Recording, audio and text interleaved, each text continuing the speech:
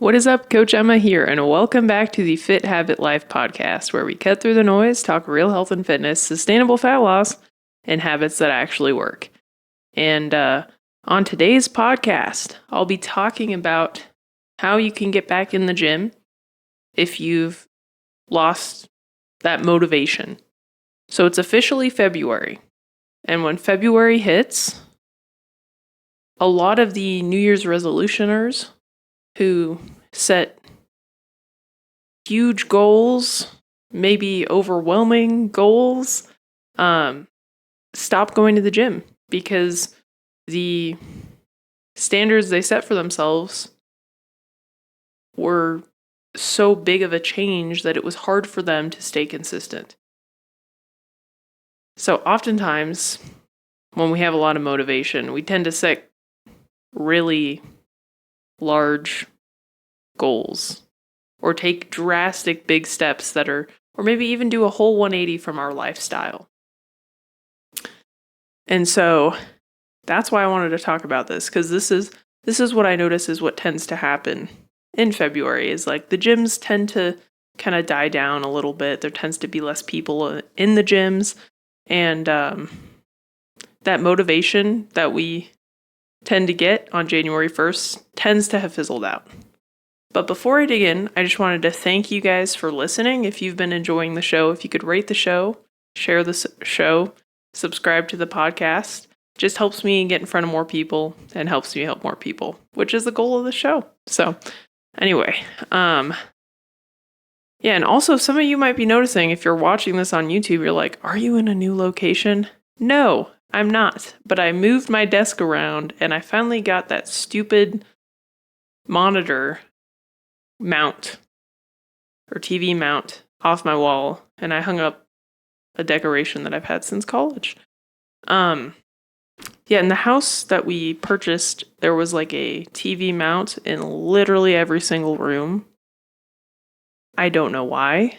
I'm like, that is ridiculous. Like master bedroom, this bedroom, other bedroom, main living space, downstairs bedroom. Like they're everywhere. And these are the mounts that are like screwed into the wall.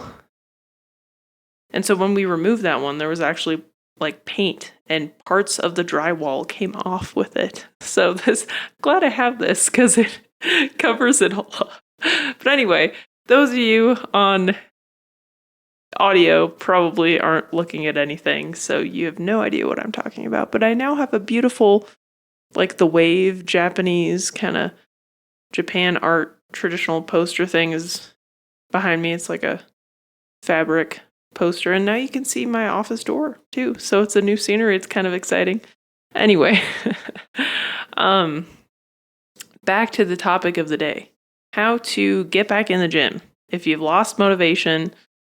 If you, let's just say in this, I'm going to outline the typical person who tends to struggle with this. And if this is you, if you feel targeted, good, because this is going to be a very helpful episode.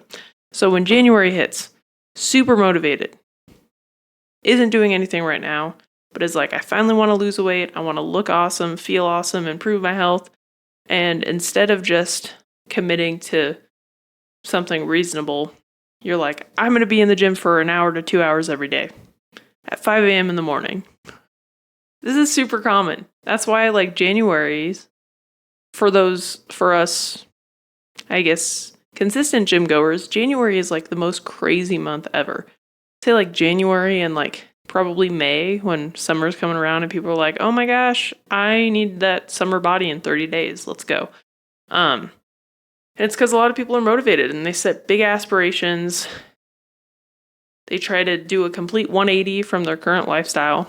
And that's why, and with motivation, when you have that external motivator, that like energy, that excitement, it's a lot easier to start and try to do something like that. And it's like, this is the year. Finally gonna do it.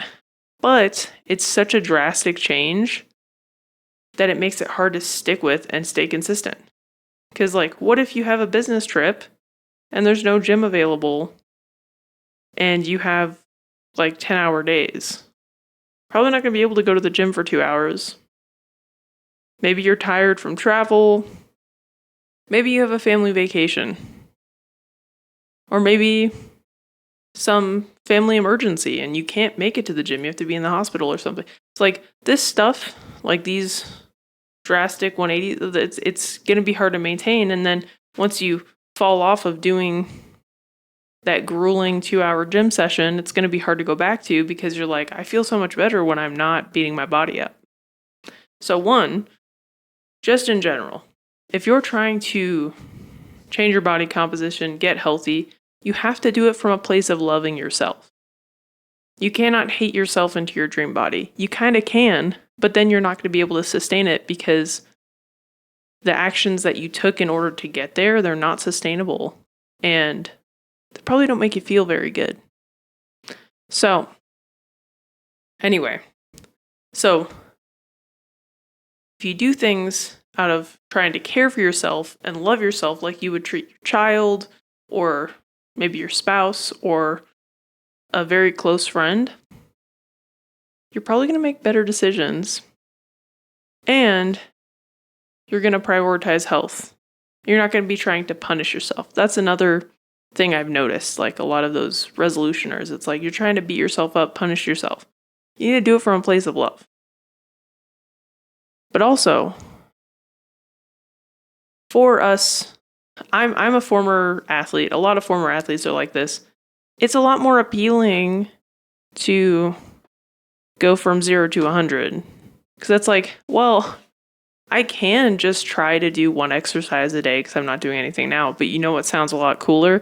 Trying to do an hour and a half grueling gym session 7 days a week. It does kind of sound cooler, but it won't feel cooler. Your body's going to be run down. Your sleep quality is probably going to decrease. You're probably going to feel like crap. You're not going to be able to maintain it. So, if that was you and that happened and now you're like, I'm done. I don't want to work out anymore. I'm tired. That's okay. What you were doing was unsustainable. But don't stop working out. Just take a different approach because the approach that you did take wasn't great. So, most of my clients work out 2 to 4 times a week. So, keep that in mind. They get great results. I work out 4 times a week. I strength train 4 times a week. I feel like I look pretty decent. So, you don't need to be in the gym every day. If you like to be active every day, that's great. And then set a gym routine. But maybe it's every other day you're lifting weights. And the other days you're doing something fun, or maybe you're doing active recovery. Maybe you're walking on a treadmill. Maybe you're doing some mobility. Maybe you're learning a new thing. Maybe you're into pickleball. And on the off days, you go and you play pickleball for an hour or two. You know, so one thing to keep things consistent is trying to do something that you enjoy. Because when you enjoy exercise, it makes it a lot easier to continue to do. So something I've been integrating back into my routine recently, which I said I was going to go to my alumni game, and I might, but I've been traveling so much, I don't really want to travel anymore. But I started swimming again because I played water polo in college. And while a lot of sports, if you're lifting weights and you're doing some type of zone 2 cardio, you can probably get back into it pretty quick. Water polo is a beast of a sport. So I haven't swam in like almost 2 years. So started swimming again and I love it. It's very enjoyable to me. So it's easy to stay consistent with. I'm definitely not in the shape that I used to be, but I'm getting faster. So it's slow improvement. Anyway, so find something you enjoy. I will die on this hill. Everybody should strength train in some capacity. You don't have to, like me, I love lifting weights. That's part of why I do this for a profession. I love it. I love helping people get strong and move well and improve their health. So strength training, everybody should do some form of it at least once a week. But it doesn't have to be that long. If you want noticeable body composition changes, probably at least twice a week. Compound lifts, maybe a little accessory movement sprinkled in there. But if you're like, I just want to be healthy, once a week, great. Body composition changes won't be that drastic, but Hey, that's awesome. I love that. Anyway, everybody should do strength training. But again, once a week. But if there's another activity that you love doing and it helps keep you consistent, then do that. But I will caution what I've noticed, people who are not strong, who aren't fueling properly, that love to do sports or stay active in that way, I've noticed a lot of injuries with friends as they're aging, with just acquaintances I've met trying different hobbies and stuff, because I like to try different sports and things. Like I've tried rock climbing, bouldering, powerlifting, like other little fun things. And what I've noticed is a lot of people who do like, tennis, pickleball, bouldering, running, they don't have a lot of muscle and they don't fuel their bodies properly, like not eating enough protein, not recovering properly, to where they tend to get really injured. So that's my only caution. Make sure your nutrition is dialed into where it can support your body doing those things, and make sure you're recovering adequately, you're sleeping well, and you're doing some form of strength training at least once a week. But so find something you enjoy. And that ties into something else that I wanted to chat about. So met a buddy on Instagram, Taylor. He does listen to this podcast, so shout out to you. He told me, have like your go-to lift. And so for me, it's probably deadlift. I love to deadlift. Even if I'm like not in the mood to lift, going and doing a deadlift session is super fun and it kind of motivates me. So find one exercise that you love to do. It could be shrugs. You could love shrugs. You could love bicep curls. You could love lat pull down. You could love squatting. I don't know why people love that one. It's really hard and not very fun. But, a lot of guys love bench. Bench is their go-to. Maybe overhead press. But have like a go-to lift to where if you're like, I don't even want to go, but I like doing this lift, then just commit to doing that one lift. And then at least you're moving the needle in some fashion. You're getting it and moving your body. And then something that I feel like adults don't often do is have fun. Like maybe you have because with strength training, in order to see progression, it is important to follow some type of a plan or progression. If you're trying to change your body composition, build muscle, lose body fat, you need to be able to measure that you're getting stronger. You're progressively overloading, right? So if your workouts are always different, it's hard to measure if you're actually making progress. So, one caveat, you should have probably 2 days a week of a structured routine, but maybe it's a third day a week that you just go in and you do fun stuff.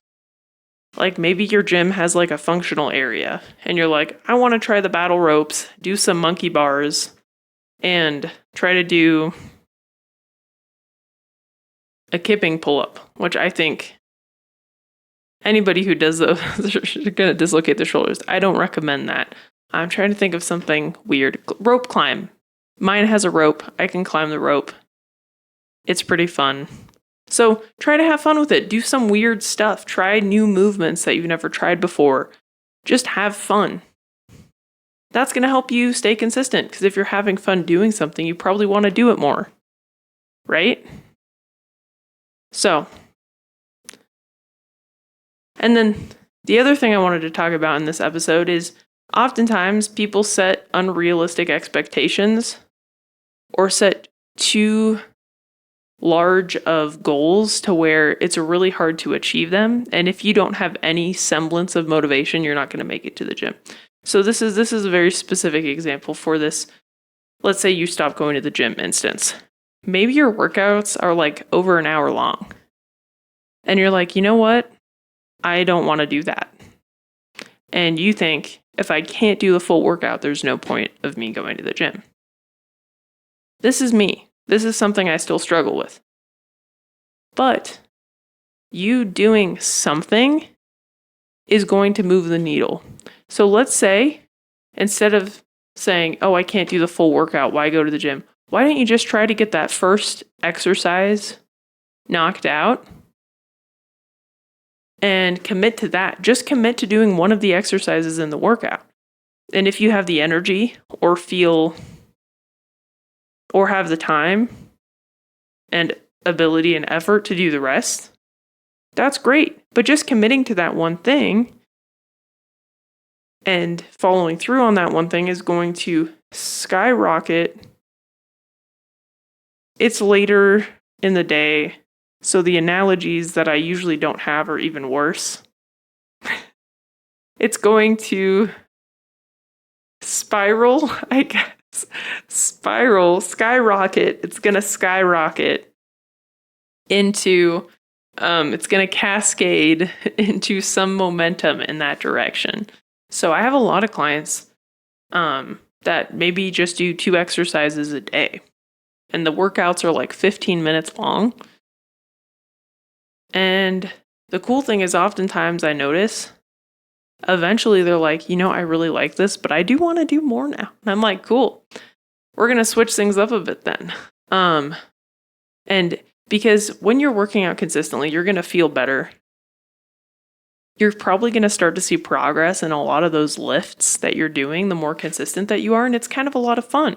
If you're like progressing, you're getting stronger, it makes it more fun to continue to do those exercises too. So point being is commit to something small. And if you follow through on that and you don't over exceed your expectations, you're still going to move the needle. It's going to help you build momentum. And sometimes you might over exceed your expectations and do more than you planned on. And that's also going to lead to more positive momentum. So, point being, if you're struggling to get back in the gym right now because you overcommitted, you got burnt out, that's okay. Start small. Maybe you're not working out anymore at all. Maybe pick one day a week. Say, I'm going to go to the gym. And maybe you're not even working out. Maybe you're just driving to the gym.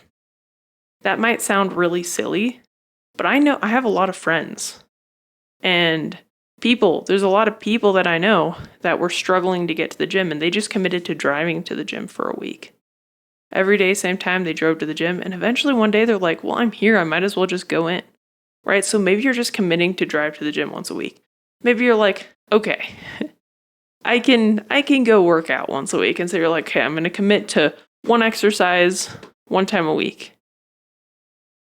Commit to that. Show up. Do the one exercise. And then watch it spiral. Watch that momentum build.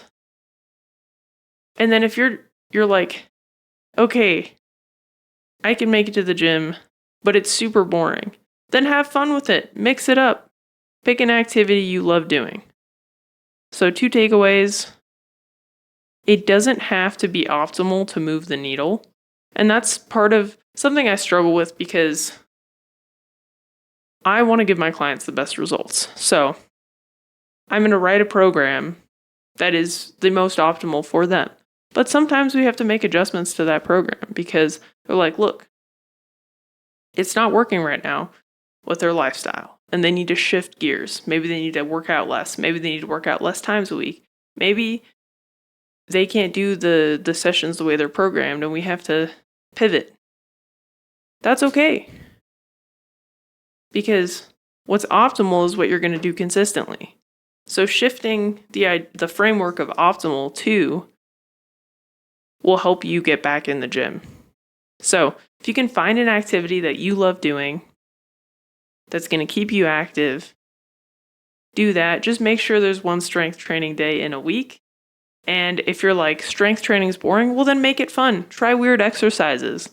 Look up old time strength lifts. I tried hack squats the other day. It's really weird. Look it up. Hack squats with a barbell, not the machine. And my hamstrings have been sore. I might have done them wrong.